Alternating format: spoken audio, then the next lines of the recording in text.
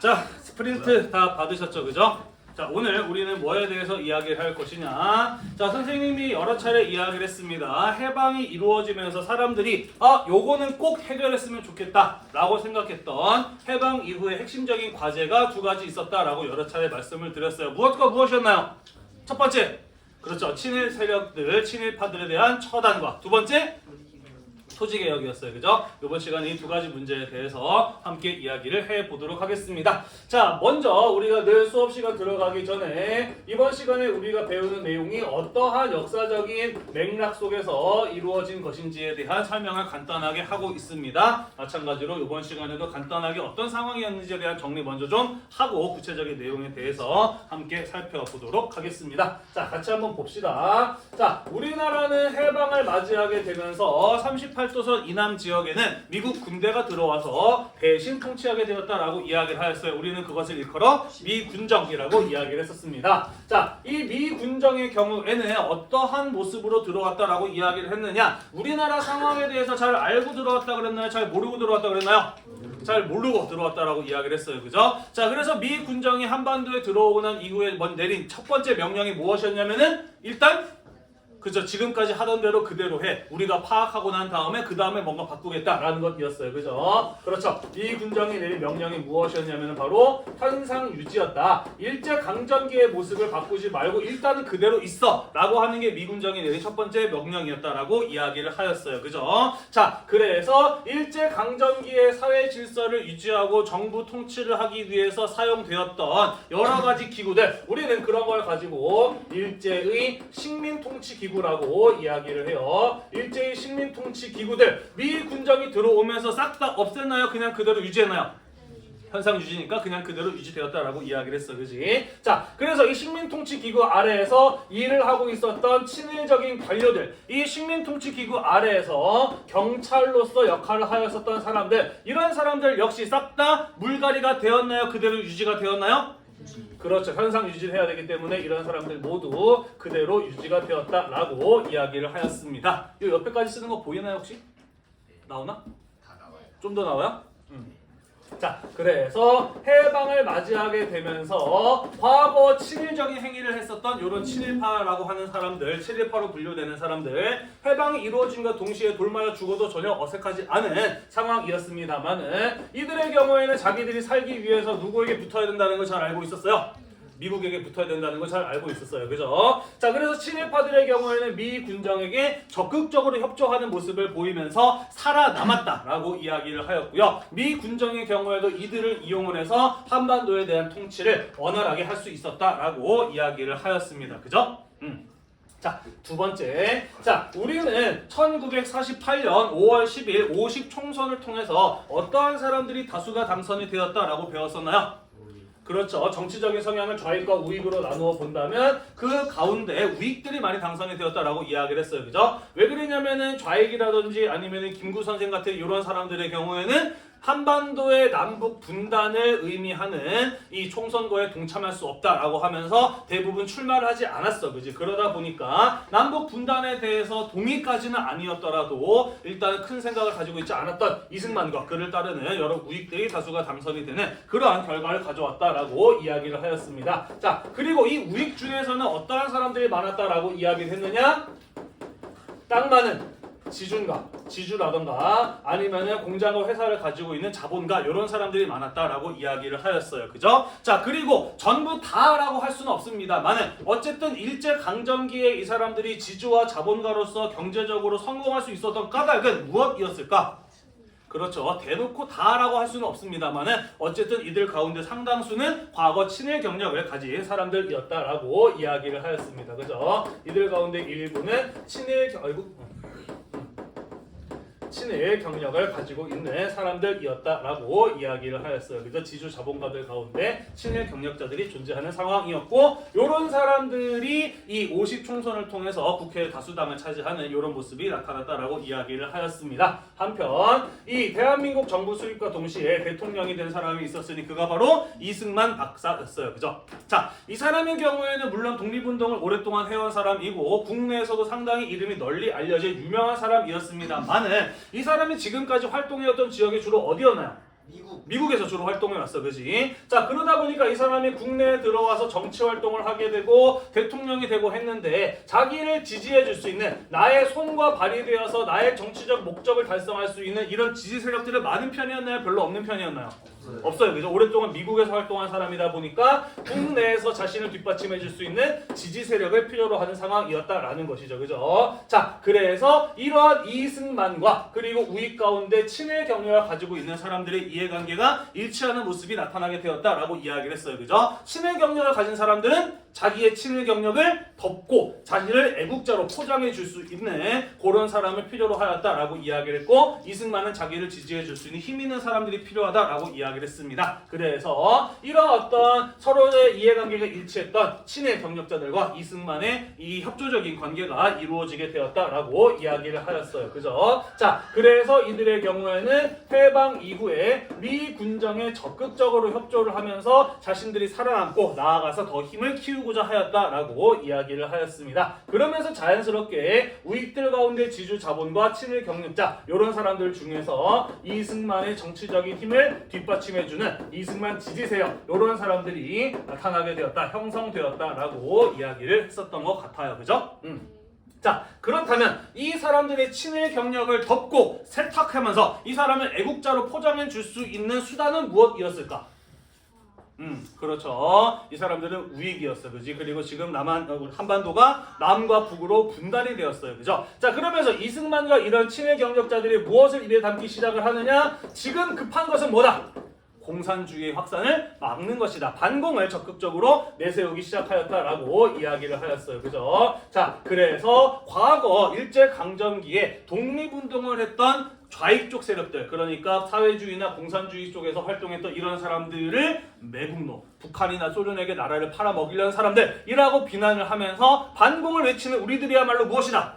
진정한 애국자다라고 이야기를 하기 시작을 해요, 그죠? 그러면서 자신들이 과거에 저질렀던 친일 경력 이런 것들을 깨끗하게 지우려고 하는 과거 경력에 대한 세탁 이런 것들을 시도하던 시기가 해방 이후에 우리나라 남한 사회에서의 벌어졌던 모습들이었다라는 것이었어요.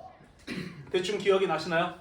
네, 자, 그래서 결론부터 말해보자면 이런 사람들이 남한 사회의 주류를 이루었기 때문에 인싸들이 되었기 때문에 당연히 친일파에 대한 처단 문제라든지 토지개혁 같은 문제가 제대로 시행될 수 있었을까 없었을까? 여러 가지 어려움이 있었겠죠, 그죠? 이번 시간에 그 내용에 대해서 같이 한번 이야기를 해보도록 하겠습니다. 카메라 앵글을 화면 쪽으로 좀 돌려주세요. 내일부터 진짜 추워지는 거 맞나? 다음 주 아니에요?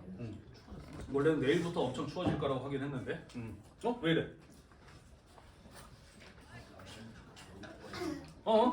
나 내일 반팔 입고. 여보세요? 나왔어요. 왜 안 돼? 오케이.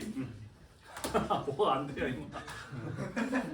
자, 같이 한번 살펴보도록 하겠습니다. 방금 이야기했던 것처럼 해방 이후에 가장 핵심적인 쟁점은 두 가지가 있었다.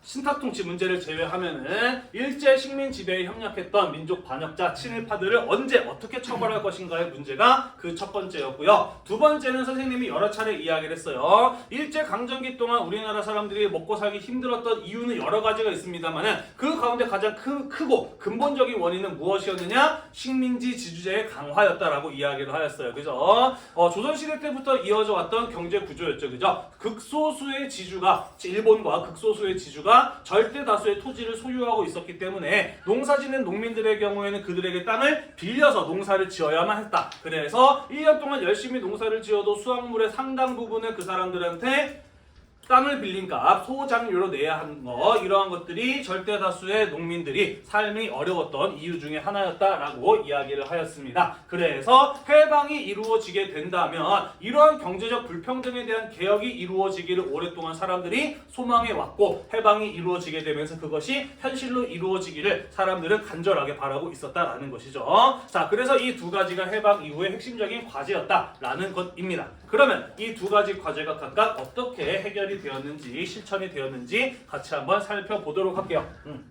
자, 첫 번째 반민족 행위자 친일파에 대한 처벌 문제부터 먼저 한번 이야기를 해보도록 하겠습니다. 자, 해방 이후에 오랫동안 사람들이 갈망해왔던 과제였어요. 친일파에 대한 처단 요구가 아주 거세게 일어나게 됩니다. 자, 하지만 해방이 이루어지자마자 바로 이런 작업들이 이루어지기 어려웠어요. 왜 그랬냐면은 첫 번째, 미 군정이 별로 적극적으로 나서지를 않았습니다. 왜 그랬을까요? 왜 미 군정은 친일파 처벌 문제에 대해서 외면할 수밖에 없었을까? 그렇죠. 그들을 이용을 해서 남한 사회의 질서를 유지해야 됐기 때문이었어요. 그죠? 이들은 미국에게 대단히 협조적인 인물들이었기 때문에 미국 역시 이들을 이용을 해서 남한 사회를 통치하는데 그 사람들의 덕을 볼 필요가 있었던 거였습니다. 그죠? 자, 그래서 이 미군정의 경우에는 이러한 요구를 외면했었던 것이고요. 이승만이라든지 우익들의 경우에는 일단은 자신의 지지 세력이 친일 경력자들이 많고, 그죠? 또 우익 같은 경우에도 미군정에게 적극적으로 협조하면서 살아남으려고 하는 이런 모습을 보였기 때문에 사실 이런 어떤 요구에 대해서 대놓고 반대까지는 아니더라도 별로 적극적이지 않는 은근히 반대하는 이런 어떤 모습들을 보였다라는 것이 되겠습니다. 이해되나요? 네, 자, 하지만 아까도 이야기했듯이 친일파에 대한 처벌 문제는 피해갈 수 없는 과제여서 언젠가 반드시 한 번은 이루어져야 할 필요가 있는 일이었다라는 것이죠. 자, 그래서 정부 수립 이후에 우리나라의 첫 번째 국회, 재헌국회에서는 이른바 반민족행위 처벌법, 줄여서 반민법이라고 하는 것을 만들어냈습니다. 1948년 제정이 되었어요. 자, 그래서 이 반민법에 근거하여 국회 직속의 반민족행위 특별조사위원회라고 하는 게 만들어졌습니다. 줄여서 반민특위라고 이야기를 해요. 반민족행위 특별조사위원회. 자, 이 반민특위가 하는 일이 그럼 뭘까? 어떤 일을 하는 조직일까? 친일파를 조사하고 체포해서 재판에 넘기는 거겠죠. 그죠? 그리고 이들을 재판하기 위한 특별재판부도 만들어졌다라는 것이 되겠습니다. 자, 그러면서 반민특위에 의한 친일 반민족 행위자에 대한 조사와 체포와 처벌 이런 것들이 차근차근히 진행이 되기 시작하였다라는 것이 되겠습니다. 넘어가도 될까요? 네.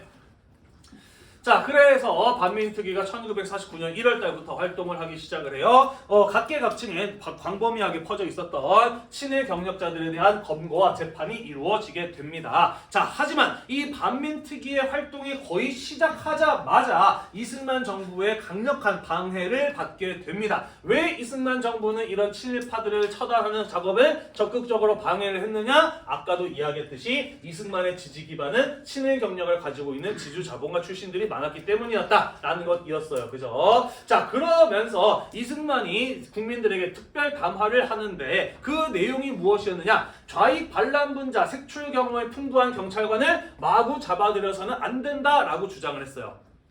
이게 뭔 소리냐? 이렇게 보시면 됩니다. 사회주의와 공산주의는 일제강점기 동안에도 일본으로부터 탄압을 받는 사상이자 활동들이었습니다. 그죠? 그렇기 때문에 일제강점기 동안 활동했던 경찰들은 어떤 일을 많이 했느냐? 물론 독립운동가를 체포하고 고문하고 처벌하는 일들도 많이 했지만 그와 관련해서 사회주의 공산주의자들을 잡아들이는 역할도 굉장히 오랫동안 수행해왔던 사람들이다라는 것이죠. 그리고 해방이 이루어지면서 그런 경찰들이 싹 다 물갈이가 된 것이 아니라 일제강점기의 경찰들이 거의 그대로 대한민국 경찰이 되었단 말이야. 따라서 이 경찰 내부에는 어떤 사람들이 많았느냐? 친일 경력을 가진 사람들이 많았고 과거에 이 사람들은 물론 독립운동가들도 체포했습니다만 사회주의자, 공산주의자를 체포하고 고문했던 사람들도 굉장히 많았다라는 것이죠. 이런 상황에서 이승만은 뭐라고 이야기한 거냐? 지금 우리에게 급한 건 뭐다?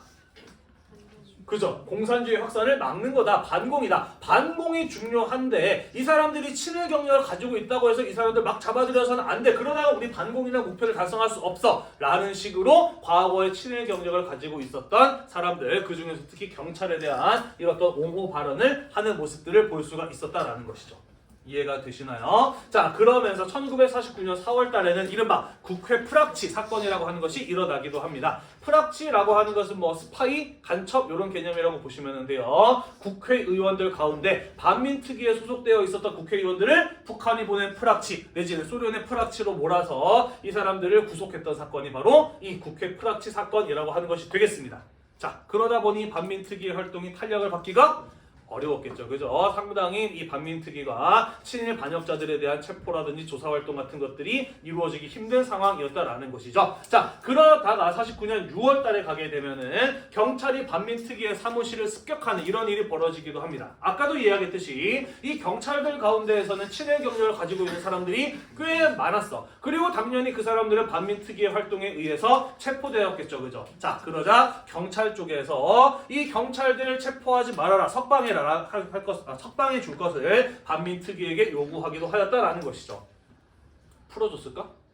당연히 안 풀어주지, 그지? 독립운동가를 잡아다가 고문했던 친일 경찰들 당연히 해방이 이루어지게 되면서 처벌받아 마땅한 사람들 아니에요, 그죠? 풀어줄 리가 없죠. 자, 그러자 경찰들이 반민특위 사무실을 습격을 해서 반민특위 사무실에 있는 직원들을 경찰서로 끌고 가 버리고요, 때리고 폭행하고 끌고 가고요. 그리고 반민특위가 조사하면서 만들어 놓았던 서류라든지 이 친일 경력자들을 체포할 때 써야 될 무기 같은 것들을 경찰들이 싹 다 압수해 가 버리는 이러한 일이 벌어졌다라는 것입니다.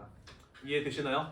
네, 조사해야 될 직원들이 경찰서에 끌려가서 조사해 놓은 서류들도 사라지고 이 사람들이 저항했을 때 그들을 제압하는 데 쓰는 무기도 전부 다 경찰이 가져가 버리고 말았어요. 그러다 보니 반민특위는 간판을 걸고 장사를 시작한 지 얼마 되지 않아서 바로 이런 일들로 인해서 활동이 사실상 중단되어 버리는 이런 결과를 가져왔다라는 것이죠.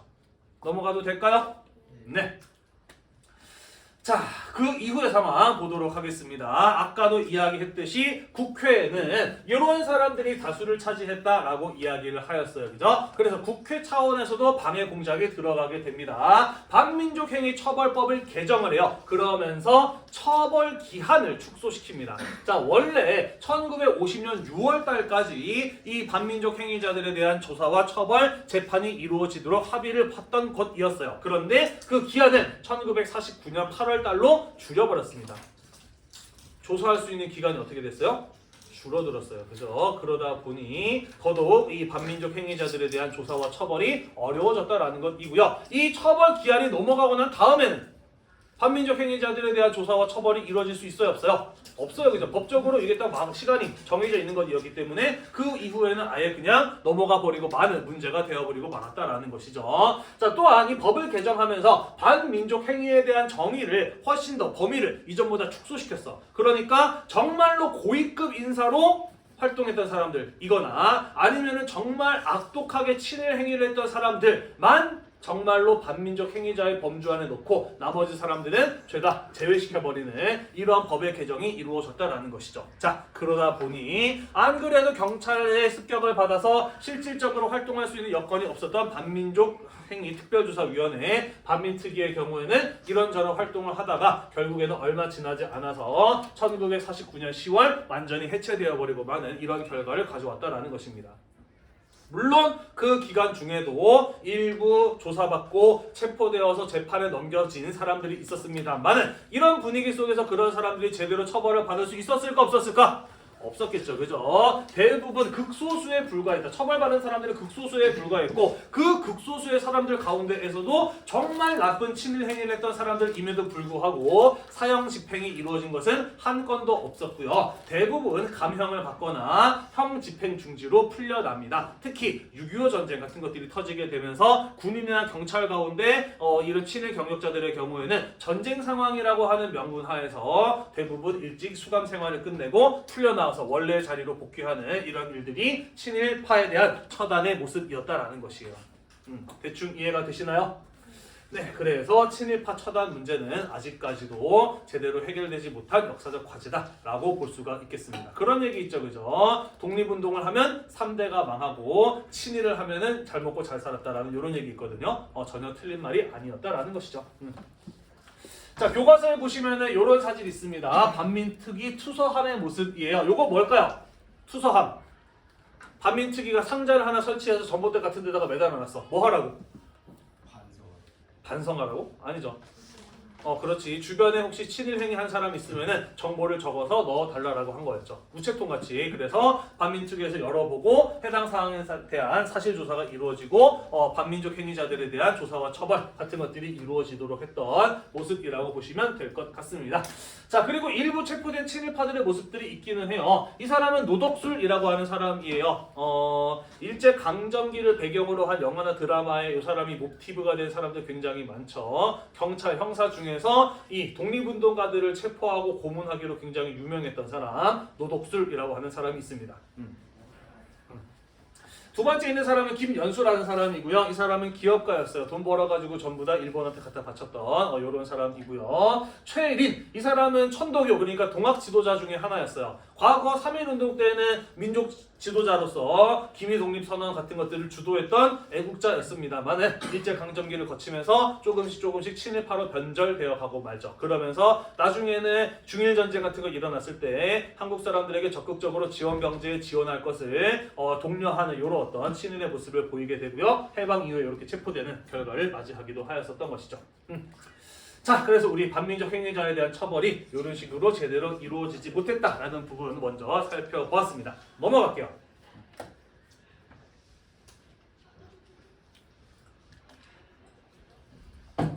자, 다음 주제 토지개혁으로 가기 전에 잠깐 짤막한 중요한 사건 하나 보고 넘어가도록 하겠습니다. 1949년 6월 달에 김구 선생님이 사망을 합니다. 왜 죽냐? 총에 맞아 죽어요. 암살당했어요. 포병장교 소위 안두희라고 하는 사람이 있었는데요. 당시 김구 선생님이 해방 이후에 살고 있었던 집 경교장이라고 하는 건물입니다. 지금도 서울 서대문 쪽에 가면은 강북 삼성병원이라는 데가 있고 그 옆에 경교장 그대로 남아 있어요. 자, 여기에서 이제 서재에서 붓글씨를 쓰고 있었던 김구 선생을 향해서 네 발의 총알을 쏘죠. 권총을 발사를 하죠. 그러면서 총에 맞아서 김구 선생은 그 자리에서 즉사하게 됩니다. 그래서 지금도 경교장에 가면은요, 여기 요렇게 그때 당시에 김구 선생이 입고 있었던 한복이 그대로 전시가 되어 있어요. 피까지 그대로 다 묻어 있습니다. 나중에 한번 기회가 되시면은 이런 거 가서 보는 게 꽤 의미가 있을 거라고 생각을 해요. 선생님이 예전에 역사 탐사반 잠깐 맡았을 때 그때 이제 동아리 활동을 요거 보러 갔었거든. 학생들 보여주니까 굉장히 되게 좋아했던 기억이 나네요. 수업을 안 하니까. 동아리 활동인데 왜? 그래서 어디 가는 거 애들 좋아. 그렇지. 어디 가는 거 좋아하는데 박물관 같은 데 가자, 유적지 같은 데 가자라고 하면 되게 싫어하지 않아? 수업 시간에 괜찮아. 수업 시간 괜찮고, 네. 어쨌든 선생님이 생각하기에는 박물관이나 유적지 가는 거 사실 별로 재미 없을 수밖에 없다고 생각을 해. 왜냐면 이게 뭔지 알아야 재밌지, 그지? 뭔지도 모르는데 이거 보고 무슨 생각이 들겠어? 당연히 알아야 재밌죠. 하지만은 알고 보면은 다가오는 마음에 찡하게 울리는 그런 것들이 꽤 있어요. 그래서 지금 우리가 항공사 시간에 배우는 내용을 이딴 거 배워서 어디다 써먹어라는 생각이 들 수가 있지만 분명히 언젠가 여러분들이 뭔가 새로운 사실을 알고 이 사실의 이 물건의 이 장소의 의미를 깨닫는데 굉장히 유용한 지식으로 쓰일 날이 올 거라고 선생님은 믿어 의심치 않습니다. 세상은요, 아는 만큼 보입니다. 모르면 안 보이는 거지. 안 보면. 네, 아는 만큼 보여요. 모르면 안 보여요. 자, 아무튼 안두희는 체포가 됩니다. 그리고 재판에 넘겨져서 죽을 때까지 감옥에 갇히는 종신형을 받습니다만은 6.25 전쟁이 터지게 되면서 유능한 군인이 필요하다라는 명분 때문에 한 1년 4개월 정도 감옥에 있다가 이후에 풀려나서 군대에 복귀를 하고요. 소령까지 진급을 했다가 전쟁이 끝나고 난 이후에 예편 제대를 하게 되는 것이죠. 자, 그런데 여전히 의문이 났습니다. 도대체 누가 왜 김구를 죽이라고 시켰을까? 이 사람은 도대체 왜 김구 선생을 죽였을까? 사실 재판에서도 끝내 말을 하지 않았어요. 자기가 왜 죽였는지, 누가 시켰는지 이런 거에 대해서 한마디도 안 했습니다. 그래서 이 진실은 영원히 미스테리가 되어버리고 말았습니다만은 사람들은 다들 뭐라고 의심했느냐? 김구가 죽어서 제일 이득을 보는 사람 누구였을까?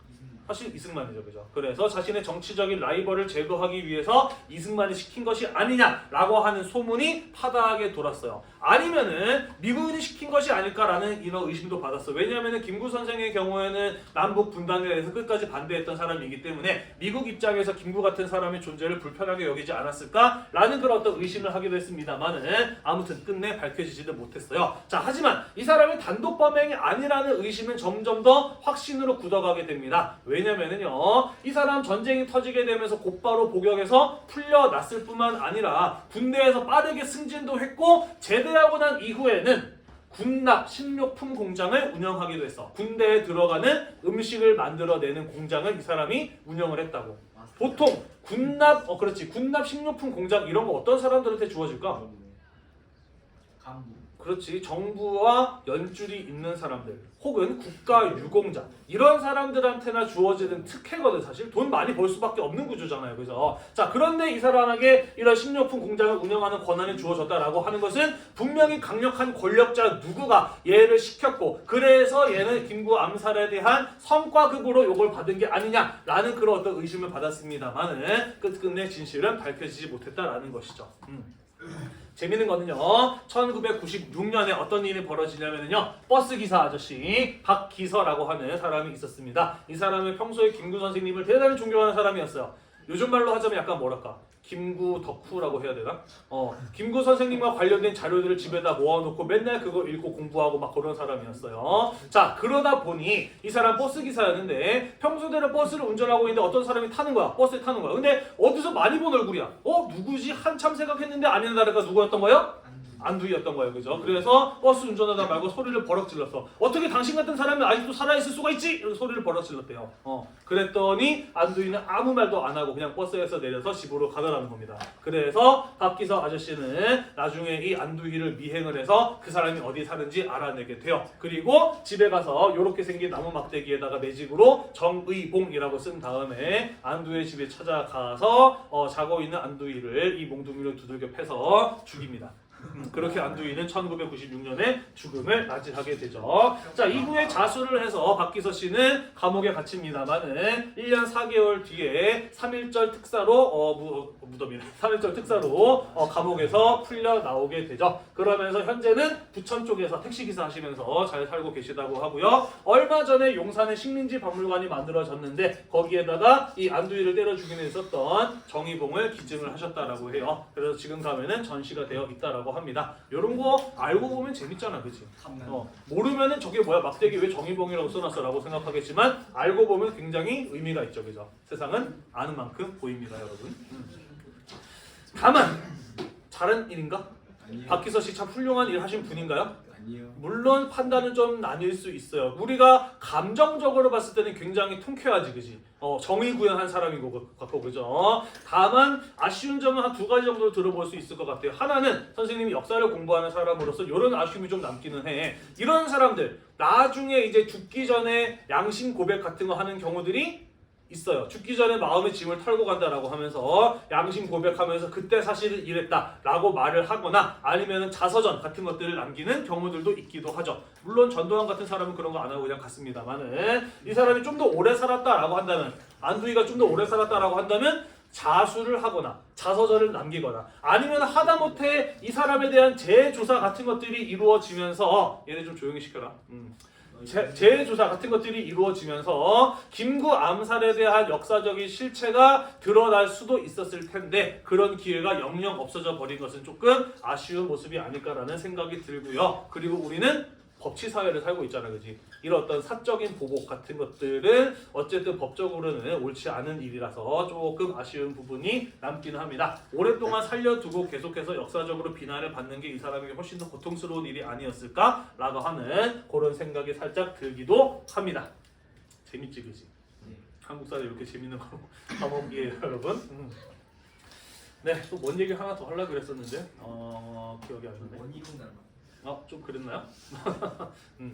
그 어떤 학생들 이 얘기 하다 보니까 그러면 죽기 전에 한번 고문 좀 하지 그랬어요라고 이렇게 얘기를 하는데 실제로 그런 사람이 없었던 것은 아니에요. 이 박기서 씨 이전에도 누군지 기억은 안 나는데 아무튼 안두희 찾아가가지고 막 이렇게 막 때리고 전기로 지지고 하면서 누가 시켜서 이승만이 시켰지 불어라고 막 이렇게 고문했던 사람도 있기도 하더라고요. 그때 이제 맞아 이승만이 시켰어라고 이렇게 이야기를 했는데 나중에는 그때 고문을 받아서 허위로 자백한 것이었다라고 또 이렇게 얘기해버리는 바람에 아무튼 진실은 영영 역사 속에 묻혀버리고 말았습니다. 넘어갈게요. 피곤하게. 농지개혁 가보도록 하겠습니다. 자, 아까 선생님이 이야기했던 것처럼 많은 사람들이 해방 이후에 이루어지기를 간절히 바랬던 것 토지개혁, 농지개혁이었다라고 이야기를 하였습니다. 일제강점기 때 사람들이 먹고 살기 힘들었던 이유 가운데 여러 가지가 있습니다만 가장 큰 구조적인 문제, 아까도 이야기했듯이 식민지 지주제의 강화였다라고 이야기를 하였어요. 그죠? 조선시대 때부터 극소수의 지주가 절대 다수의 토지를 소유하고 있는 상황이었기 때문에 농민들의 경우에는 아무리 열심히 일을 해도 그들에게 높은 소장료를 내었기 때문에 결국에는 끝끝내 가난할 수밖에 없는 것, 이것이 당시에 사람들이 먹고 살기 힘들었던 가장 큰 원인 가운데 하나였다라고 이야기를 하였어요. 그죠? 그래서 실제로 해방이 이루어졌던 당시에 정체 농사짓는 땅이 60% 이상이 소작지였다라는 이런 통계도 있고요. 여기 그래프를 보시면 알겠습니다만은 전체 농가들 가운데 소작만 하는 사람이 50% 가까이 됐었고, 자기 땅이 있어도 땅이 부족해서 남의 땅을 빌려야만 했던 자소작농의 경우에는 34.7% 정도가 됐다라고 해요. 그러니까 전체 농민 가운데 어쨌든 남의 땅을 빌려서 농사를 지어야 되는 사람은 80%가 넘었던 거예요. 그죠? 이러한 경제적 불평등이 큰 문제였다라는 것이죠. 자, 그래서 이것을 해결하기 위한 토지개혁을 사람들이 갈망하고 있었다라는 것입니다. 해방 이후에 경자유전의 원칙이 실현되기를 희망했어요. 경자유전이란 무엇이냐? 농사지을 경자에 사람 자자, 있을 유, 소유할 유자에 밭 전자입니다. 땅은 누가 가져야 된다? 농사를 짓는 사람이 가져야 된다. 농사 짓는 사람이 땅을 갖는 사회가 만들어지기를 희망하였다라는 것이죠. 이것은 한두 명이 아니라 절대 다수의 사람들이 희망을 하고 있었고, 오랫동안 이게 문제가 해결되어야만 하는 과제로 얘기되고 있었기 때문에 이것 역시 7.18 해결 문제와 마찬가지로 피해갈 수 없는 역사적 과제였다라는 것이에요. 다만 남한에서는 이 농지개혁을 언제 어떻게 시행할 것인가를 놓고 오랫동안 갈등이 이어졌습니다. 왜 그랬을까? 왜 꼭 해야 되는 일인데 이거 언제 어떻게 하느냐를 놓고 오랫동안 갈등이 이어졌을까? 그렇죠. 남한 사회의 경우에는 우익, 그 중에서도 지주, 자본가, 돈 많은 이런 사람들이 많았고, 이런 사람들이 또 정치 권력을 갖게 되었기 때문에 고양이에게 생선을 맡긴 꼴이죠. 그죠? 이 사람들 입장에서 당연히 이런 토지개혁 같은 거 하고 싶을까 하기 싫을까?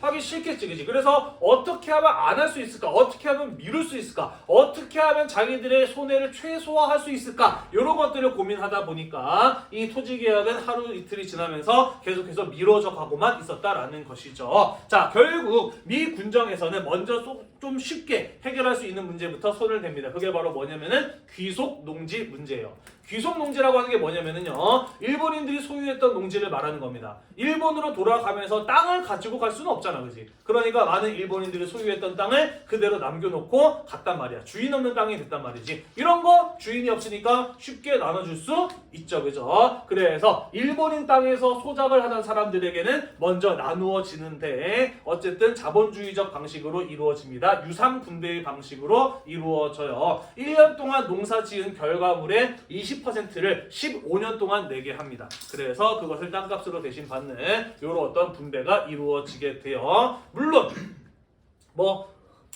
명쾌한 해결이라고 볼 수는 없습니다만 어쨌든 일부 토지개혁이 먼저 시행이 되었다라는 것이에요. 자, 한편 더 이상 토지개혁을 미룰 수 없는 상황이 만들어지게 됩니다. 그게 바로 무엇이냐면요, 1946년에 북한에서는 먼저 빠른 속도로 토지개혁이 이루어졌습니다. 배운 기억나나요? 그죠? 소련의 지원을 받은 조선노동당을 주도하는 김일성이 북한 지역에서 독자적으로 토지개혁을 남한 사회와의 협의 없이 급진적으로 공산주의적인 방식으로 시행했다라는 것 여러 차례 말씀을 드렸습니다. 그죠? 어떤 방식으로 했나요?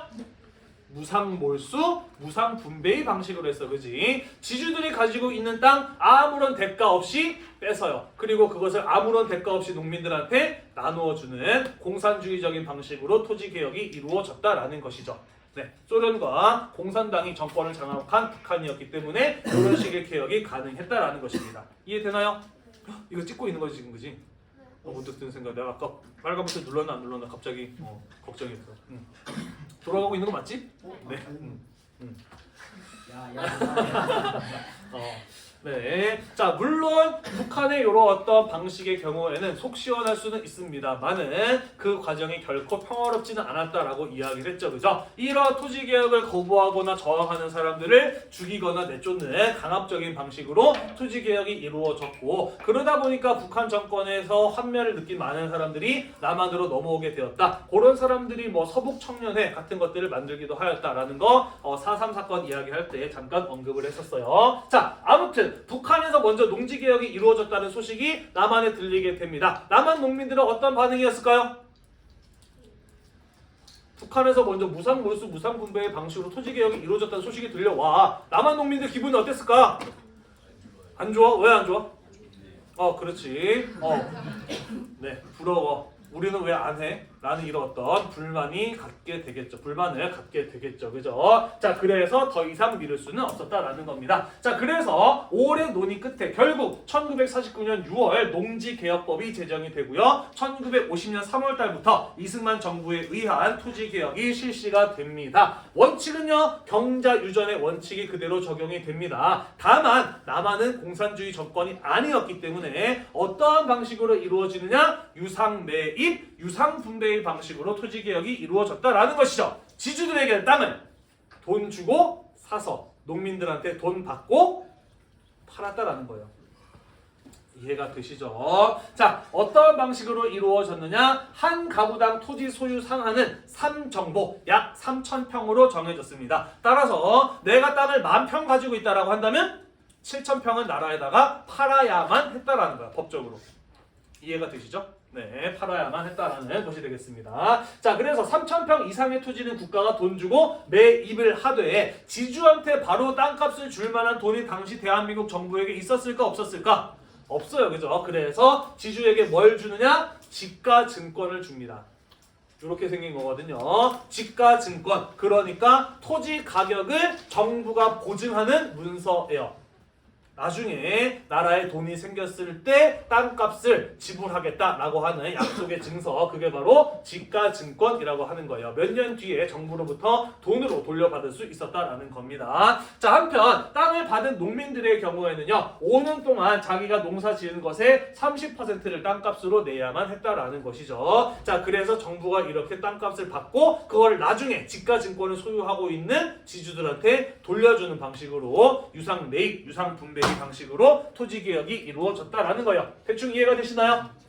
네, 한 가지 더. 당시에 뭐가 많았냐면은 귀속 재산이 많았어. 귀속 재산이라는 게 뭐냐면은 일본 사람들이 남기고 간 회사, 공장, 기계 같은 것들을 귀속 재산이라고 해요. 자, 그래서 이 토지개혁을 실시하면서 남한 정부의 경우에는 지주들을 근대적인 산업 자본가, 장사하는 사람, 사업하는 사람으로 바꾸고 싶어 했거든. 그래서 이 지가증권의 경우에는 사람이 희망을 한다면 땅값 대신에 일본인이 남기고 간 귀속 재산을 대신 받을 수 있도록 하는 이러한 기능도 가지고 있었다라는 거 잠시 기억을 해두도록 합시다. 뒤에 가서 또 나올 거예요. 이해됐나요? 자, 이 농지개혁은 6.25 전쟁으로 일시 중단되었다가 전쟁 이후에 마무리됩니다. 자, 넘어가도 되겠죠.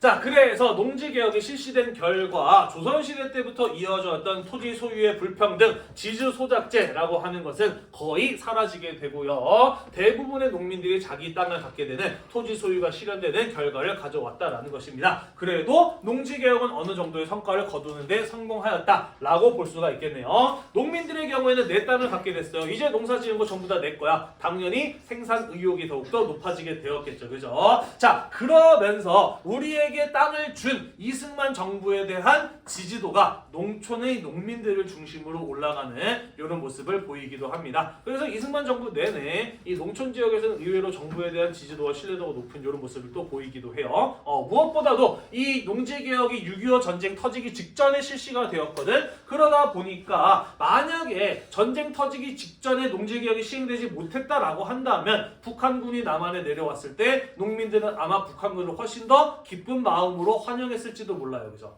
우리 남한 사회에서도 얘네들이 무상분배, 무상몰수를 하기를 바라는 이런 모습이 벌어졌을지도 모릅니다. 그죠? 하지만 그 직전에 농지개혁이 이루어지게 되면서 남한의 공산화를 막는 그런 어떤 효과도 거둘 수 있었다라고 이야기를 합니다. 됐나요? 어렵지 않죠. 그죠? 다만 아쉬운 점을 좀 몇 가지 이야기를 해보도록 할게요. 개혁의 대상에는요. 개혁의 대상은 농지만이었어. 농지를 제외한 토지, 농사 짓지 않는 땅은 개혁 대상에서 제외가 되었다라는 것입니다. 이해가 되시나요? 네. 자, 그러다 보니까 어떤 일이 벌어졌을까? 농지 개혁이 조만간 시행된다라는 소식을 접한 지주들. 농지의 용도를 변경을 하죠. 그죠? 바닷가에 살고 있는 지주들의 경우에는 거기다가 바닷물을 채워서 염전을 만들어 버립니다. 뭐 이런 식으로 토지 개혁에서 빠져나가는 이러한 일들을 벌이기도 해요. 또 한 가지 재밌는 거, 사립학교들 특히 농촌 지역에 되게 많거든. 왜 사립학교들이 많느냐? 당시 학교가 부족했어. 그래서 학교를 짓기 위해서 어떤 방법을 쓰느냐? 학교 세우는 지주들은 농지개혁에서 제외시켜주겠다라고 이야기를 해요. 그래서 지주들 가운데 학교를 건설을 하고 농지개혁 대상에서 제외되는 사람, 이런 사람들도 꽤 나옵니다. 그래서 시골 농촌이나 이게 지방 쪽으로 가면 갈수록 사립학교들이 많이 만들어지는 이런 모습들도 볼 수가 있어요. 우리 학교는 아니에요, 여러분. 우리 학교 해당하지 않습니다. 네, 뭐 그런 것들이 있었다라는 것이고요. 또 농지 개혁을 둘러싸고 이거 언제 어떻게 할 거야를 논쟁을 벌이면서 시간이 오래 지났다라고 이야기를 했잖아요, 그죠? 자, 그러면서 조만간 농지 개혁이 이루어질 거다라는 소식이 퍼져 나가게 되자 지주들 자기 땅을 정부에게 제대로 값도 못 받고 팔기 전에 미리 팔아야겠다라고 생각한 사람도 있었어. 그래서 이런 사람들 토지를 미리 처분한 경우들도 많이 있었다라는 것이죠. 어떤 사람이 멍청하게 조만간 토지 개혁이 이루어질 건데 지주의 땅을 샀을까? 사실 그 땅을 빌려서 농사를 짓는 농민들, 소작농들이죠. 이 사람들은 지금 당장 지주에게서 소작권을 받지 않으면 먹고 살 수가 없는 사람들이야, 그지? 그러다 보니까 너 내 땅에서 계속 소작하고 싶어? 그러면 지금 당장 내 땅을 제값 주고 사 라고 이렇게 강요를 한 겁니다. 그러면서 미리 사전에 농지를 처분한 지주들도 꽤 많았었다라는 것이에요. 무엇보다도 이 농민들 같은 경우에는 공짜로 받는 게 아니었어요, 그죠? 집값, 땅값을 나중에 정부한테 갚아 나가야 됐어. 그런데 정말로 가난한 농민들의 경우에는 그것을 갚을 만한 능력이 없었다라는 거죠. 자, 그래서 집가 상환에 대한 부담, 땅값을 갚아 나가야 되는 것에 대한 부담이 너무 컸던 농민들, 특히 갑자기 가족이 아프다거나 해서 병원비가 많이 들어갔던 뭐 이런 농민들, 일단 사람 살고 봐야 될 거 아니야, 그지? 그래서 어렵사리 토지 개혁을 통해서 받게 된 자기 땅을 팔고 결국에는 다시 소작농이 되는 이러한 농민들도 의외로 좀 있었다라고 이야기를 해요. 자, 한편 지주들 같은 경우에는 은근히 좀 피해를 봤어요. 어떤 식으로 봤느냐? 토지 개혁 시작되자마자 바로 6.25 전쟁이 터졌어요. 그죠? 자, 그러다 보니까 지가증권의 가치가 하락하고 현금화하지 못하는 경우들이 많았습니다. 뭔 소리냐? 지가증권, 나라에서 나중에 땅값을 보장해 준다라는 것을 약속한 증서예요. 그죠? 나라가 없어져 버리면 아무 의미 없어져 버리죠, 그지? 그리고 6.25 전쟁이 터지면서 이러다 나라가 망할지도 모른다라는 위기감이 들기 시작하는 겁니다, 그죠? 자, 그래서 어떻게 해서든지 지주들의 경우에는 이 지가증권을 팔려고 했는데 제값 받고 팔 수 있을까? 아니겠죠. 위험부담 있잖아요. 나라가 망할지도 모른다는 위험부담 있잖아요, 그죠? 그래서 지가증권은 한 절반 정도 가격에 팔리면 그나마 잘 판 거였어요. 어느 정도까지였냐면은 10분의 1 수준으로 팔리는 경우들도 있었다라는 것이죠. 자, 그래서 원래는 농지개혁을 진행하면서 이 지주들을 산업자본가, 근대적인 이제 기업가로 바꾸려고 하는 것이 원래 농지개혁의 목표였는데 이런 일들이 벌어지게 되면서 지주가 산업자본가로 전환하는 데에는 실패하는 이런 일들이 농지개혁의 아쉬운 점으로 지적이 된다라는 것이에요. 대충 이해가 되셨나요? 하나만 더 이야기하러 가도록 할게요. 자, 귀속재산, 아까 일본 사람들이 남기고 간 공장과 기업 같은 것들을 귀속재산이다라고 이야기를 했습니다. 이승만 정부에서는 1949년 귀속재산 처리법이라고 하는 것을 만들어서 이것을 민간인들에게 팔아요. 원래 독립운동가들은 이거 전부 다 국가 소유의 것으로 하자라고 주장을 했는데 이승만의 경우에는 자신을 지지하는 사람들이 누구예요? 지주 자본가예요. 그죠? 이 사람들에게 뭔가 혜택을 줄 필요가 있었던 것이지. 물론 그 중에 친일 경력자들도 있었고요. 자, 그래서 귀속재산의 값을 원래 시중에 팔리는 값보다 4분의 1, 5분의 1 수준으로 싸게 넘깁니다. 왜? 어차피 싸게 팔아봐야 이거 살 수 있는 사람들 누구야? 돈 있는 사람들이나 사지 뭐 가난한 농민들이 이거 살 수 있겠어? 그죠? 자기를 지지해주는 사람에게 특혜를 주었던 것이죠. 심지어 값도 15년의 분할 상환이요. 나중에 천천히 갚아도 되는 것이었어. 그러다 보니까 이런 사람들 가운데 정부와 끈끈한 연줄을 가진 사람들이 귀속재산 같은 것들을 내려받게 되고 이걸 바탕으로 재벌로 성장해 나가는 이런 경제 구조가 우리나라에 만들어지게 된다는 거 뒤에 가서 다시 한번 이야기를 할 거거든요. 일단은 한번 언급을 하고 넘어가도록 하겠습니다. 되셨나요? 네, 자 우리 이렇게 해서 반민특위와 농지개혁이라는 주제에 대해서 쭉 한번 살펴보았습니다. 오늘도 공부하느라고 대단히 고생이 많으셨고요. 다음 시간에는 6.25 전쟁에 대해서 살펴보도록 하겠습니다. 이 영상이 여러분들의 공부에 도움이 되셨다면 구독과 좋아요 잊지 말고 눌러주세요. 수고했습니다. 자, 여러분들은 한국사 배움 책 60회